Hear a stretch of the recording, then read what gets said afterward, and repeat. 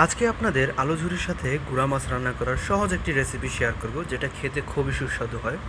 তো সর্বপ্রথম এখানে আলুগুলো কুচি কুচি করে কেটে তার সাথে পেঁয়াজ এবং মরিচ কেটে নিতে হবে এবং গুঁড়া মাছ দিয়ে দিতে হবে। তারপর এখানে স্বাদ মতো লবণ এবং পরিমাণ মতো হজ বাটা দিয়ে দিতে হবে। তারপর এখানে সামান্য পরিমাণ হলুদের গুঁড়া দিতে হবে।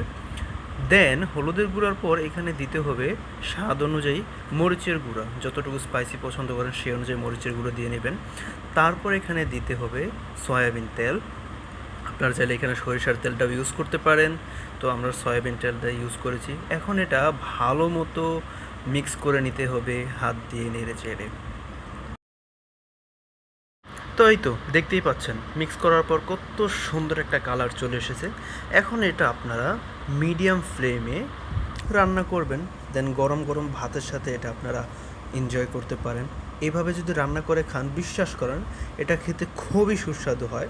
এবং বিশেষ করে বাংলাদেশে বা গ্রাম বাংলায় এই খাবারগুলো খুবই খুবই পছন্দের এবং সুস্বাদু একটা খাবার।